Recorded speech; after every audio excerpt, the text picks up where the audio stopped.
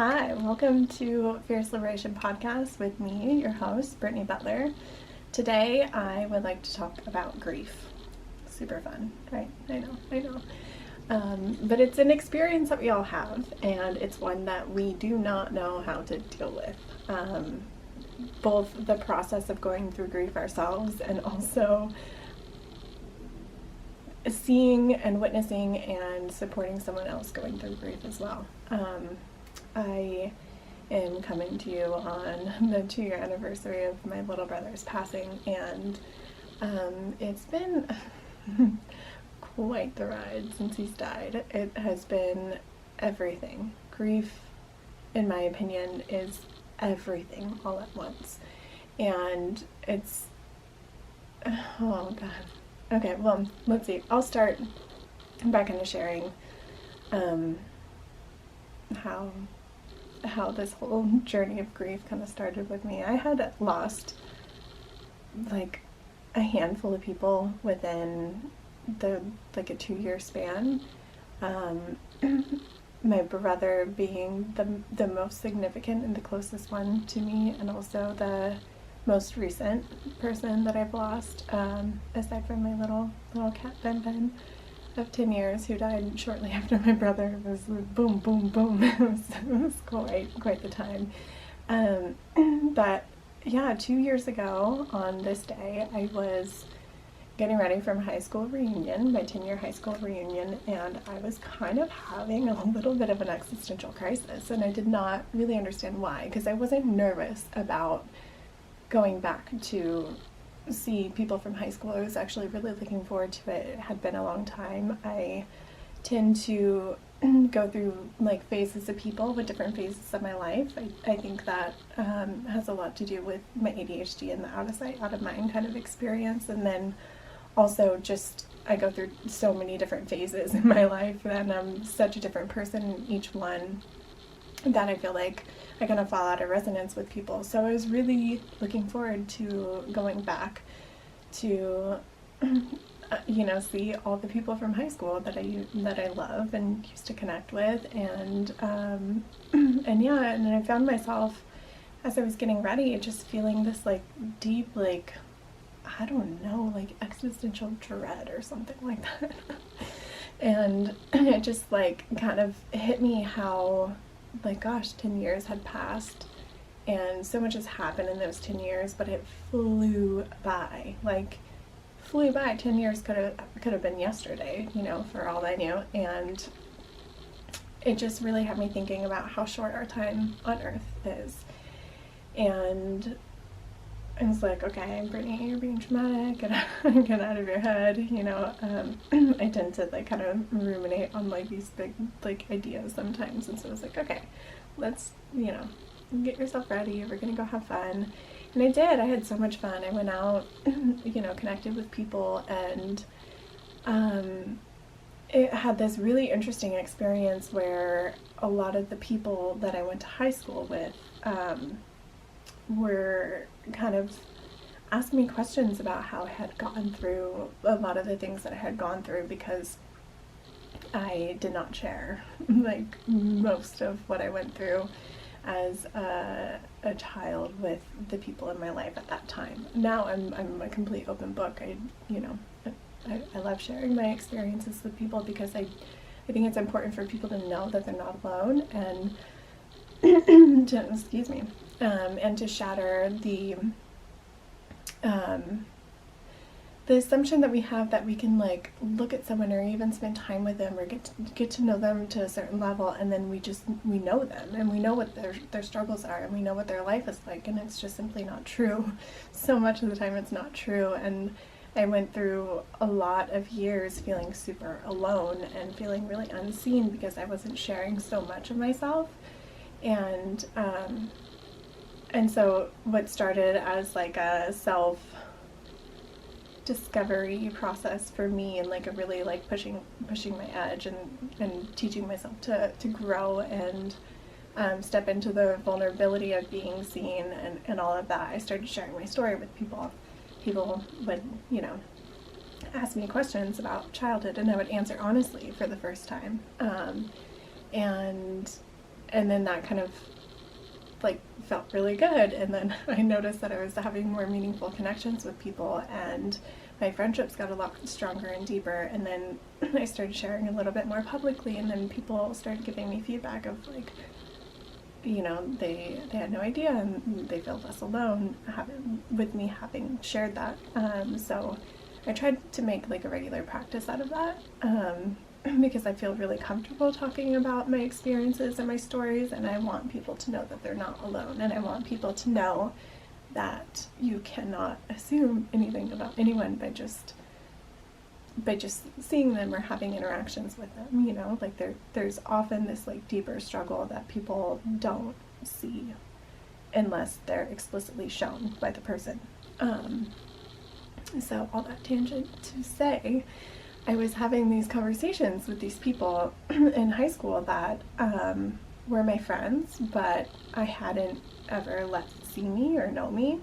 And through the 10 years, I started sharing my story more publicly, and so they started learning about me and learning about, you know, a lot of the struggles that I went through and a lot of the things that I overcame. And so they were asking me about it, and I had like this moment where I was like, and for I think maybe like the first like real time I acknowledged myself and how far I had come and how much I had grown, and I was reflecting on my family and just feeling really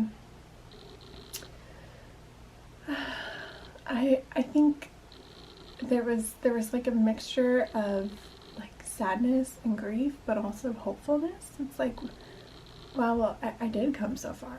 Like that's possible.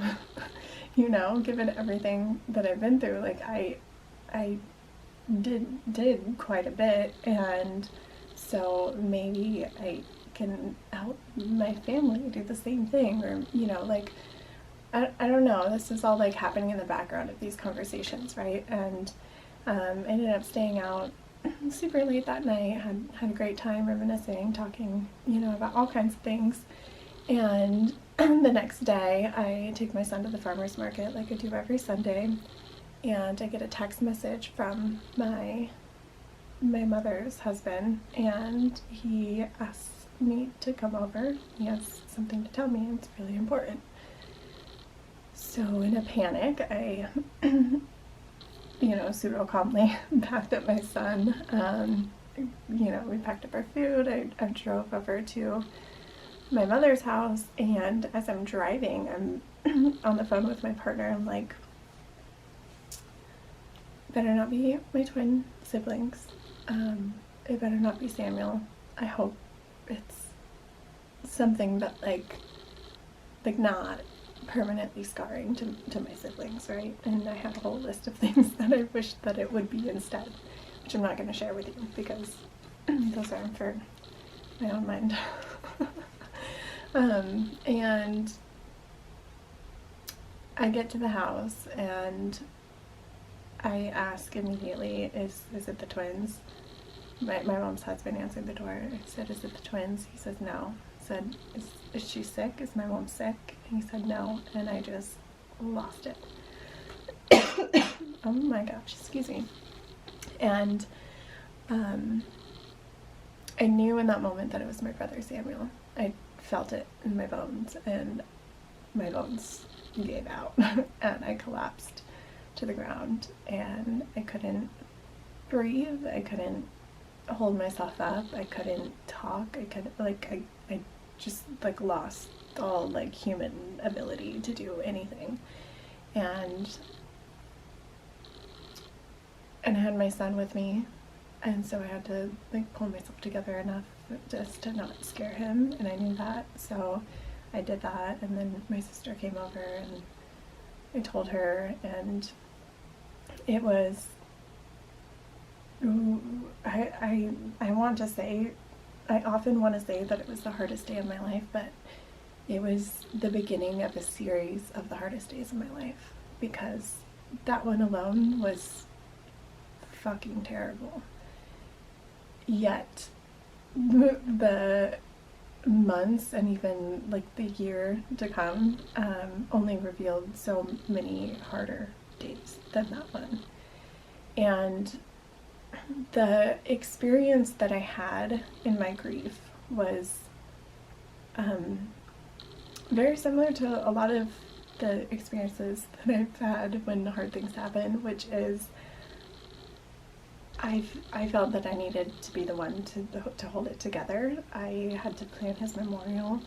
No one else was willing to do it.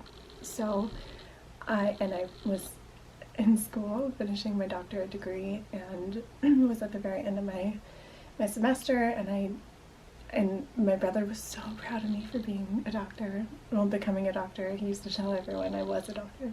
I'm not yet, though. But he didn't care. He was so proud. He was so, so proud. So I felt like it was my duty to honor him and, like, proceed with my path and accomplish this thing as to not make a liar out of him in a way, and to, you know, from wherever he is, like, make him proud. Like, that was, like, so I was just driven pretty much to finish school, to plan his memorial and create an experience there that really, like, honored him and what he had wanted, and do him justice. And my mom had completely checked out. My sister did not take things well and couldn't rely on my mom, and it was like I felt like I often felt growing up, like I had to hold all of it for everyone, and at the same time, you know, continue to go to school and continue to be a mother, and, you know, like, cook for my son and make sure he's playing and happy and isn't too worried about me, and at the same time trying to be really, like, open and honest and vulnerable with him. Like, this thing happened and it's really terrible, and I'm sad, and I'm going to be sad for a while, and this is, you know, a part of our human experience, and also, you know, guiding him through his own grief, because he loved his Uncle Samuel, and oh gosh, there were so many days that I didn't think that I would be able to do it anymore, and so many days that I didn't want to, like, just really didn't want to, and even to the point where I had, like, rationalized in my mind how and why everyone, including my son, would be better off if I just wasn't here anymore, because, like, it's not fair for him to have a mother that is like this all the time. And mind you, these are in the early months, but, like, in my mind it was going to be like this forever. Like, I could not fathom getting to a place where I could hold this and still live life, like, relatively normally, right? I thought that it was just gonna be a depressed, not even depressed, it was beyond that, like, crushed, shattered mess for the rest of my life. And that was a lot. But beyond that, what was really, really difficult for me were the responses and non-responses from the people around me, because I had in my mind thought that I knew who my closest friends were and who the people that I could, like, count on and rely on would be. I thought that I knew those people. I thought that I knew the people that I could trust and the people that would, like, hold me at my darkest moments. And what I found was that I was completely wrong. And the people that I thought that I knew in my bones were going to be there for me were the ones that were the most dismissive and invalidating and said the most hurtful things. And I think that they, you know, they meant good intentions. I don't think that anyone purposely tried to harm me. I think that when someone is going through something so earth-shattering and something that reminds other people of their own mortality, and even, you know, can bring up, like, their own grief that they maybe haven't, like, allowed themselves to really be with and process and explore themselves, it can bring up so much in a person that they can't deal with it and they don't want to deal with it, so they in like trying to avoid themselves and their own experience and their own feelings, invalidate the person who's grieving, right? And I understand that intellectually, logically, like I understand like the inner workings of why and how that can happen, and I don't hold anything against these people, but it didn't make it any less harmful or hurtful, and it didn't make me feel any better during that time, right? To know that this is why it's happening. It still just fucking hurt, like, a lot. And then there were people that just fucking popped up out of the blue that knew exactly what to say, exactly how to support me, and offered the most like loving and unsolicited support ever. and I've, you know, really, like, as I do with most things, analyzed these interactions and like, okay, well, what was it that felt so good about the people that I felt supported by? Like, what was it that made me feel supported? So I really thought to myself, like, what is the difference between feeling supported and unsupported? Like, what did the people who I felt really supported by, what did they do? What did they do differently than the people that I felt really invalidated and dismissed by? And what I've really realized is that there's and you know this if you've ever grieved someone, there is nothing that someone can do or say that is going to make your pain any less. And the cliches that we just spout off to people all the time, though very, very well intentioned, really just feel like shit, and they don't do anything but like drive the stake deeper and make us feel worse. At least that's my personal experience, and you know, the people that I've talked to who have also lost people very close to them, they've shared the same experience with me, that like, no, time does not heal all things. Time does not make grief any less painful, ever. It doesn't. Over time, you learn to carry that pain with you.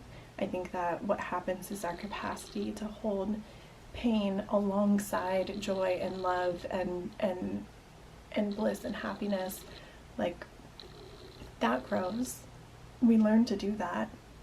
But right in there, right alongside like the best moments of your life that happened, like, since you lost the person you loved, right next to that, there is also the grief that you still have, the pain that you still have, that is just as strong or intense as what it was when it first happened.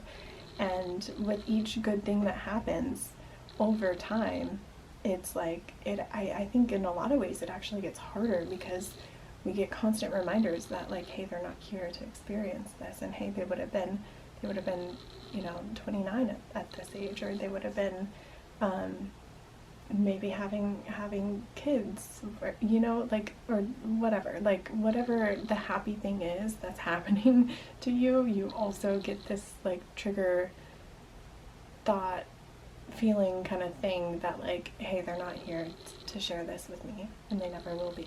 And it just really fucking sucks. And every happy moment or emotion or experience that you have, there's like this tinge of like that just colors all of it, of like, yeah, and they're not here, if that makes sense.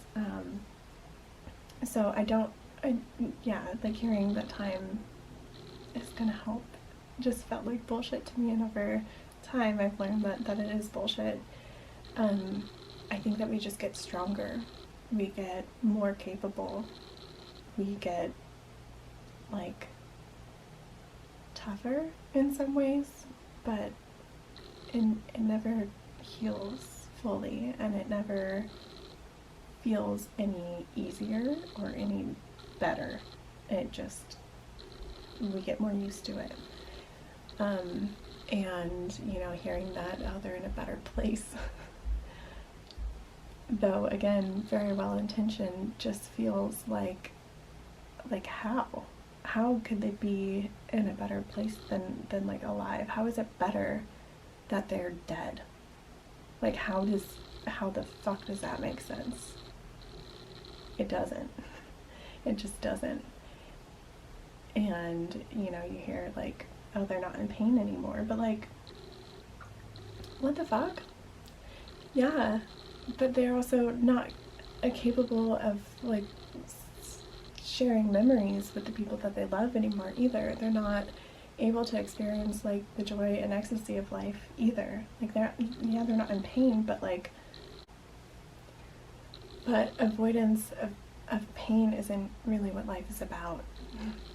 And telling that to someone who just lost a person that's so deeply important to them, it just hurts. It just hurts. So much of what people say with really good intentions just hurts. And just like when you're on the receiving end of it, and when you're really in the trenches of grief, it feels like a slap in the face in a lot of ways. And I don't think that people mean it that way, but we aren't taught as a society, in our society specifically, like we avoid death and grief and the just even like the concept that we are mortal, no, like at all costs almost. Like it is not talked about, and when it does get brought up, people don't know what the fuck to do with it. They don't know. They don't know how to support someone when they're grieving. They don't know how to be supported when they're grieving. They don't know how to even allow someone to talk to them about someone that has passed. Like, we just are not taught the skills for that whatsoever. And it's really sad, because there are so many opportunities in grief for, I think, like a deepening of the relationships that are still able to be lived. And so what I saw with myself, and what I see with so many grieving people, is that they don't just lose the person that died. They also lose so many of the friendships that they really thought were so strong and close and connected, because people don't know how to deal with grief. They don't know how to support people in grief, and they unintentionally cause so much harm because of that. And what I found with the people who did make me feel really supported and held through grief was that they didn't try to make it better. They sat with me and said, fuck, I am so sorry, that sucks, you must be really going through it, that must be really painful, and like, let me talk about him without like trying to so quickly change the subject, or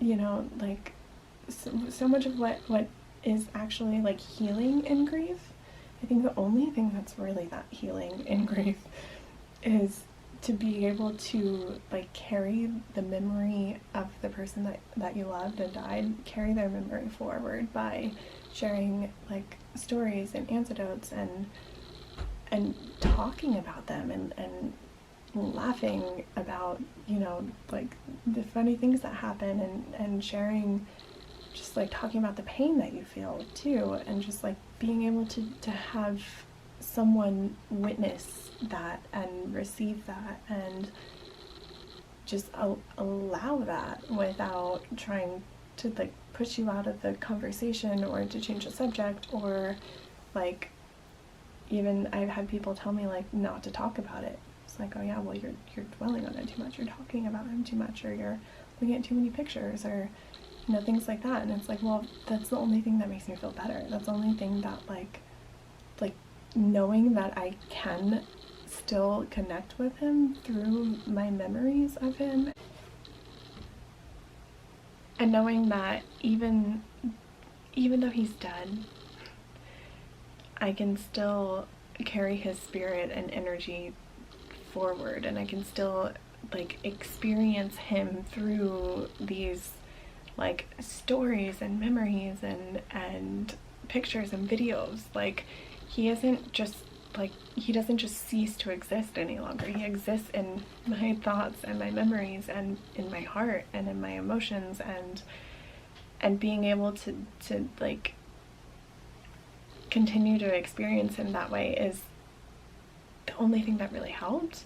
And it's the one thing that people just don't really have very much tolerance for, because it causes them to be uncomfortable, right? Like if we're in conversation and I just casually bring up my dead brother, or what I do a lot is I use humor to help me through situations, right? So I'm also always making dead brother jokes, which he would have fucking thought was hilarious. He would have loved it, and which, you know, obviously fuels my fire even more to do it. But it's also really healing for me, and I love, like deeply love and cherish the people and the experiences that allow me to really do that, that give me the space to do that without like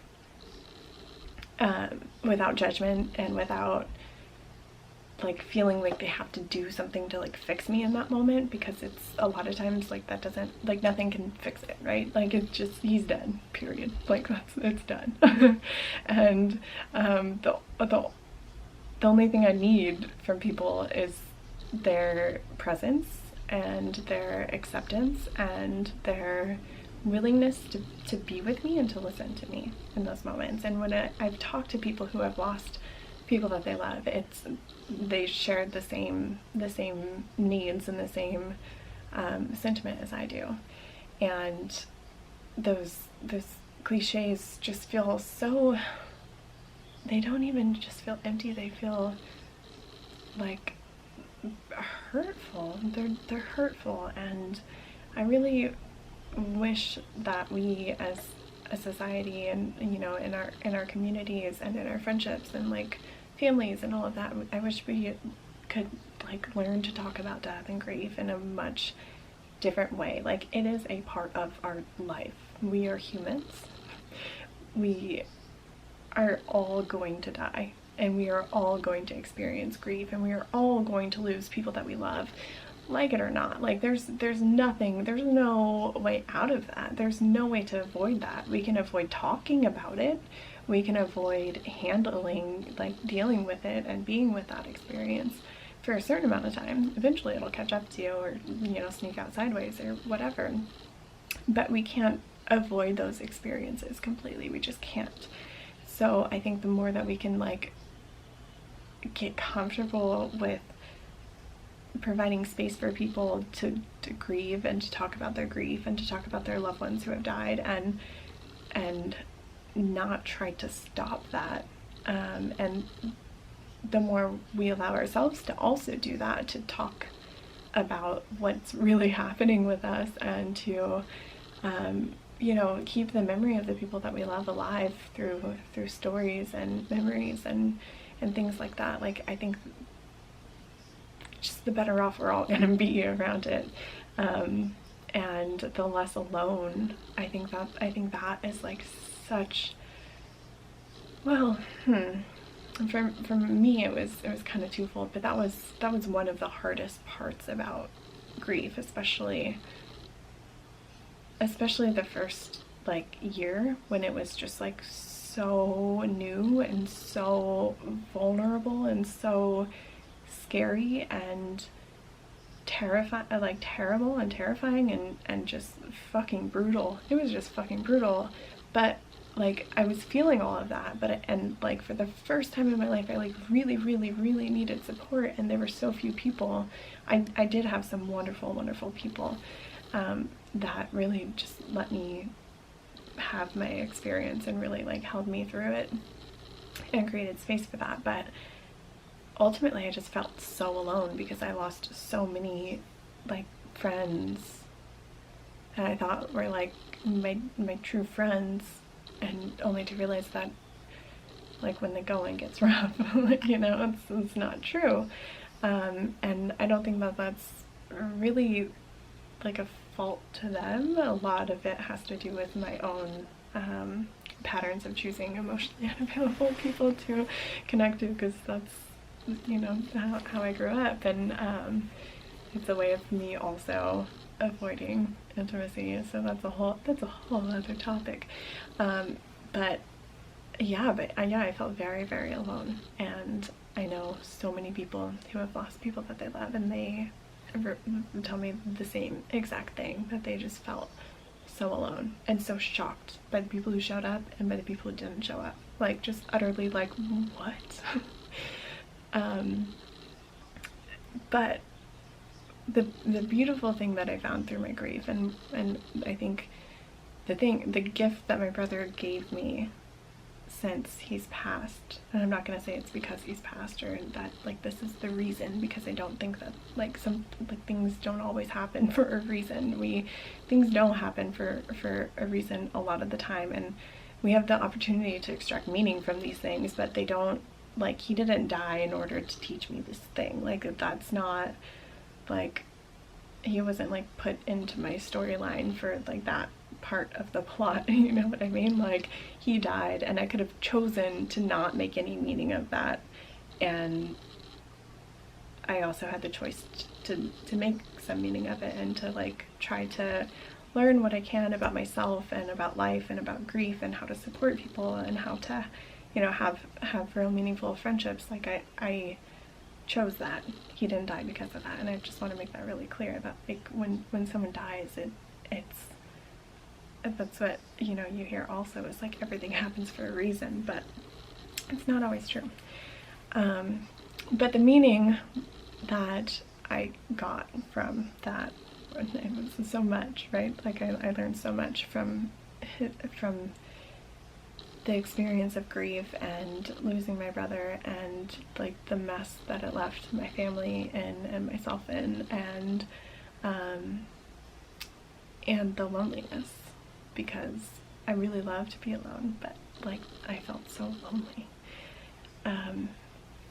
But what I really found was that no one else in the world could make me feel better in those times, or still. No one else in the world could like really alleviate my pain. No one else in the world could take care of me or make me take care of me. I had to do it. Like, I had to learn to be that person for myself. I had to learn to, like, I don't know, it just like hit me so strongly. Like, my brother died alone outside, you know, and like at the end of the day, like, we all die alone. Like, we might have people surrounding us, and like hopefully we all do, but at the end of the day we all die alone. And at the end of the day, the only people who are like really, the only person that's really ever gonna truly be there for you throughout your whole entire life is you. Like, you can lose absolutely anyone else in your life, anyone else, but you're not gonna die until you die. You know what I mean? Like, you're gonna be with you from the fucking second you're conceived to the very last breath, and possibly beyond. That's a whole other topic, but it like really like hit me, like, wow, I put so much effort into these like relationships, external relationships, like primarily like with partners, but like with partners and friends, and even my relationship with my son, and all of this. And I like used to like really try to derive my